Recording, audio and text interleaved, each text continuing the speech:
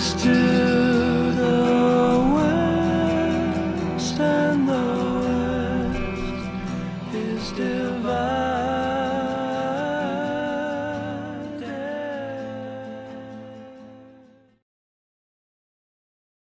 Hi, I'm Delina Roberts from GAYBC News, and I'm here with Brandon Carmody, and we're going to be talking about Brandon's virtual concert tour.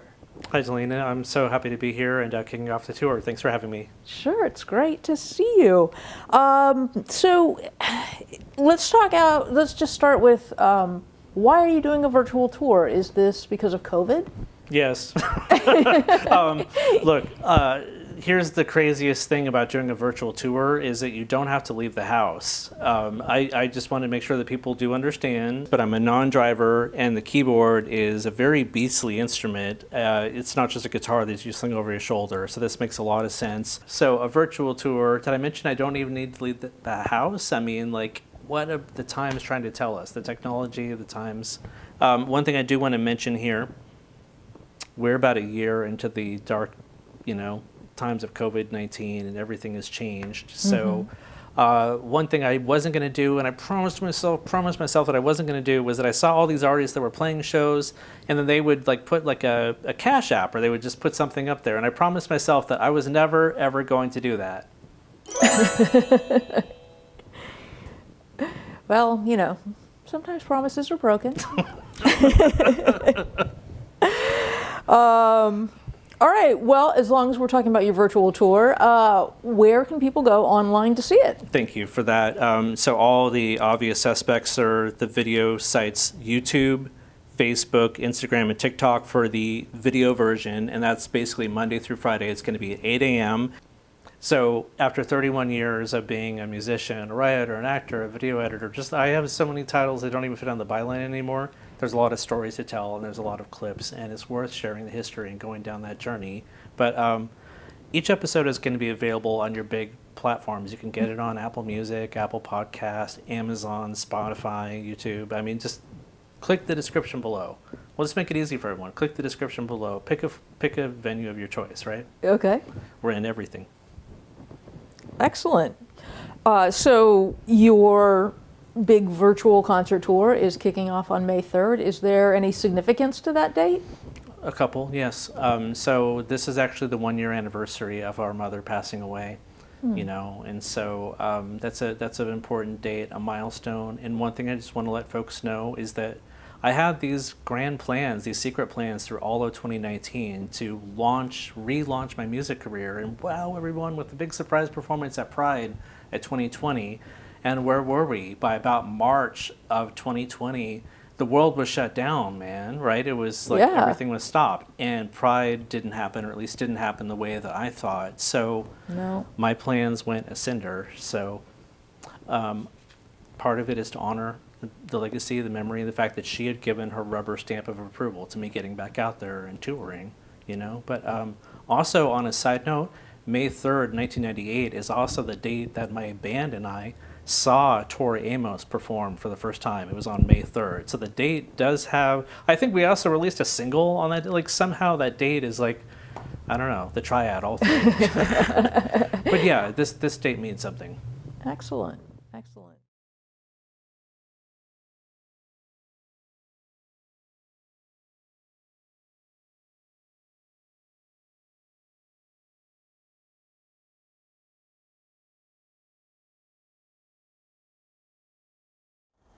Hello everyone, I'm Brandon Carmody. In 2005, I was given the unique opportunity to be an extra in a horror film here in Portland, Oregon called Behind the Mask that was going to star Robert Englund, who, as you all know, is a horror legend, and he played Freddy Krueger in the 1980s. So we came here Thanksgiving weekend 2005 to the Gus J. Solomon Courthouse in Portland, Oregon. The weekend of Thanksgiving is not an ideal time to try to get a bunch of volunteer extras, by the way. So we were a little understaffed, if you know what I'm saying. So the first order of business was they needed to select 2 bailiffs for a critical moment. Remember, this scene was supposed to be the end of the movie. They didn't even tell us what the movie was about. They just said they needed the 2 bailiffs. So I watched gentleman after gentleman try on the real bailiff's clothes, and they couldn't fit into the outfit. So they asked me if I would try on the bailiff's costume, and lo and behold, I was not quite a perfect fit, but I made it work. So they basically take me into the courtroom with the other bailiff, and explain that Robert Englund's character is going to be on the witness stand. He is going to have some type of a meltdown, some type of a freak out, some pivotal moment in the ending of the movie, and our job as bailiffs is to rush in there and arrest Robert Englund. Okay, I get to arrest Freddy Krueger Thanksgiving weekend 2005. Sounds like a good time, right? So the director introduces me to Robert Englund, we shake hands, and he decides to walk me through the blocking. I guess maybe he's been hurt before, they just do this in movies. But Robert Englund takes my arm under his, and these are his words. He said, and we're walking now, and you turn, you wrestle with me a little bit here, a little bit of struggle in the middle, and we're walking now, and then you've got me arrested in the back of the courtroom. It seems so simple. If you're with me so far, this seemed like such a simple process. Just wrestle with him and get him to the back of the courtroom and arrest him, right? So when you're on a movie set, there are a lot of moving pieces, there are a lot of crew members. So you got these big Panavision movie cameras, you got like 5 or 6 guys on the camera, you really feel the pressure. So when they finally said, and we're rolling, 3, 2, 1, action, I rush up to the bailiff box, where I'm going to arrest Robert Englund's character, and he looks at me and he says, no. And I just sort of had this Jodie Foster, Clarice Starling in the basement moment where I was like, am I going for the Oscar? What am I going to do? So I raced in and I put my arm under Robert Englund's arm, and he fought me with every ounce of his physical strength. I fought Freddy Krueger, for God's sakes. I fought Freddy Krueger violently all the way to the back of the courtroom. They called cut. It was phenomenal. So filming concluded on the horror film Behind the Mask, The Rise of Leslie Vernon, right here in sunny Portland, Oregon, circa December 2005. And so what typically happens when a feature film that's come to town wraps? They got in their trucks and they went back to Los Angeles, and they took the 35mm rolls of film with my Hollywood moment of glory with them. So about 6 months go by, and then I get a very excited email from a friend telling me that the trailer for Behind the Mask had debuted at South by Southwest in Austin, Texas. It debuted at South by Southwest, that whole big premiere that they do. That was super exciting because I was told that I was in the trailer. Don't you get it? We're in this now. We're part of this equation.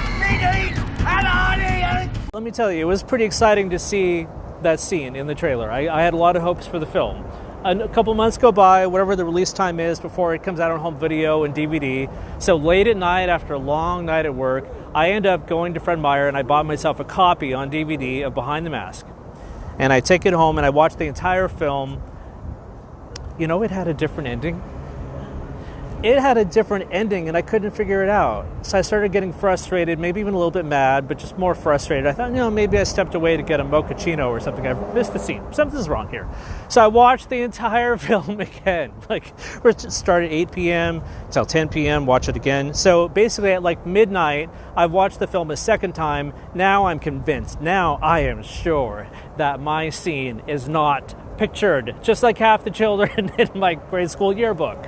So my point being, I started checking out the deleted scenes reel. I can't really find it in there. And there was actually a featurette on the DVD that has a brief flash of Robert Englund rehearsing his scenes in the courtroom. So they've got the footage. So what would you do? What would anyone of us do? I called up the producer at midnight. Woke him up out of a sound sleep. Hello.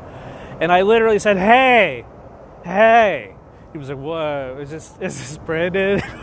Yes. Look, man, I just saw the movie. I watched it twice. I can't find my scene anywhere. What is happening? Where is my scene? It's about a 3-second pause, equal to the screen time that I got in the trailer. And he responds with, okay, so here's the thing, Brandon.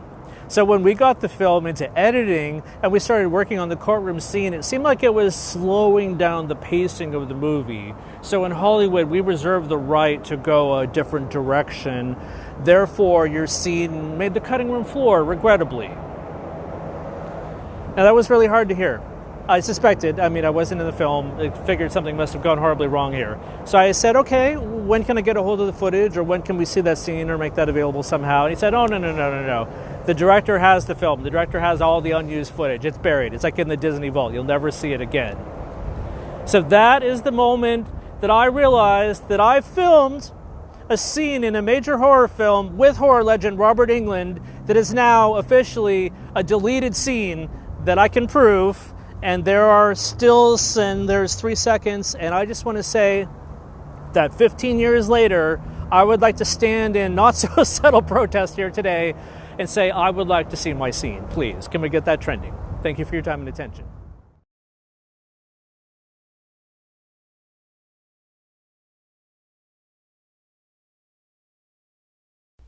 More states have legalized murder. Story at 11. Well, that's a tough act to follow, Barefoot. Let's see how you did.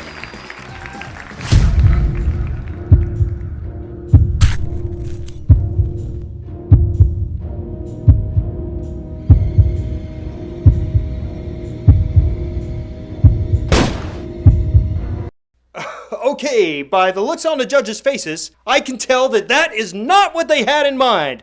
But we have a winner! Yowza, is she hot? Well, that's our show, everybody. Good night. It's been swell, but the swelling's gone down. Mostly. Hey, remember, you can help control the human population. Please have your children spayed or neutered.